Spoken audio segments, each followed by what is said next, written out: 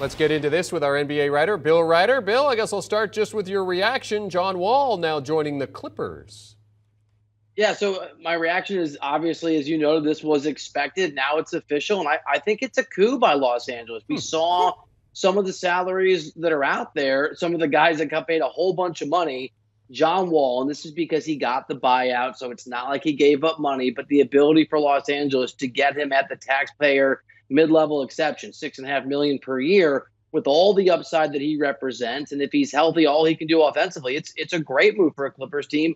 A lot of ifs here, guys, but if all the ifs go the right way, could certainly be a contender this next season. I mean, Bill, there's a lot of value here when you look at the games played. I mean, he has played 0 games in 2 of the last 3 seasons. He's only played 40 games since the 2019-20 season. So, I mean, in terms of the money and what he can produce on the court, I mean, he's a former all-star point guard, so there's certainly a lot of value here for the Clippers. Yeah, no, Jeremy, I think you 100% nailed it, nail on the head. It's all about value. You could ask anyone in that Rockets organization, and I have. John Wall under contract for $46, $47 million a year wasn't exactly ideal given the way that went. But since the Rockets bought him out for basically the amount of money that he's not going to make, everything but what he's going to make with the Clippers, well, lo and behold, what a magical coincidence that happens to be. It is a remarkable deal for Los Angeles. If he doesn't work out, if he's not healthy, if he can't play, okay, it's $6.5 million.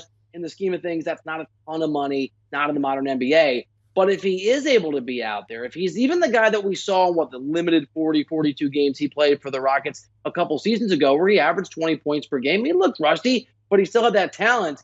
Well, you said it. The upside is remarkable. You pair him with Paul George. You pair him with presumably a healthy Kawhi Leonard. That is a very competitive championship-level basketball team. Yeah, just 72 games over the past 4 seasons. So, I mean, in terms of the Clippers, obviously trying to bounce back after the disappointment of this past season. So where do you see him fitting into this team, and how does this team look in terms of their title odds going into this season, currently sitting at 7-1? Yeah, they're only a title contender if Kawhi Leonard plays the majority of those games, is healthy, and we know Kawhi tends to sit out. But if he's a healthy Kawhi Leonard, and if Paul George is healthy. So in the context of being a competitive championship-level basketball team, John Wall's the third guy. Maybe he's the third guy, right? I mean, Reggie Jackson is a part of that team, and that'll be an interesting how they sort of fit that and work that.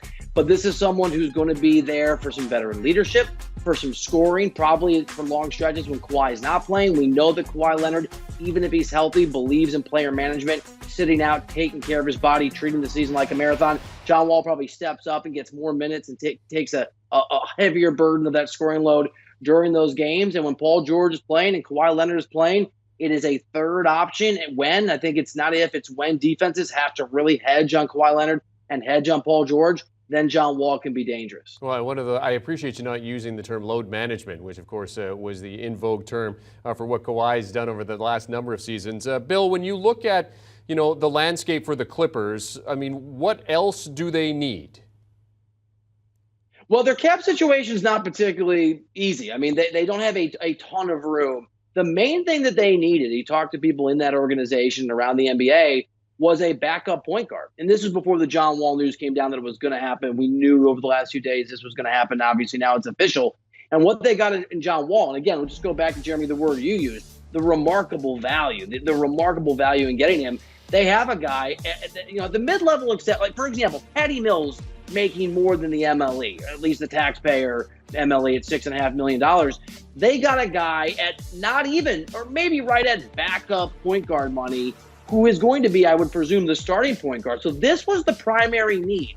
Now, they'll try to fill out with some veteran minimums and try to find some guys out there who want to be a part of a championship caliber team. LA is always a big thing you can sell. But this was the move. I mean, outside of Kawhi being healthy and Paul George being healthy, and those really are the ingredients that matter.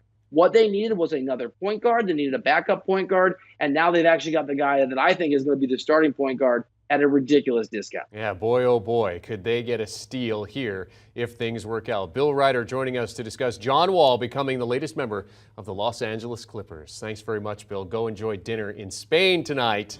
As we take a look at the title odds, Clippers currently sitting at 7-1. Interesting to see if Wall signing moves that number or not, but right now that's where they are. Warriors and Suns, your title favorites, at +600.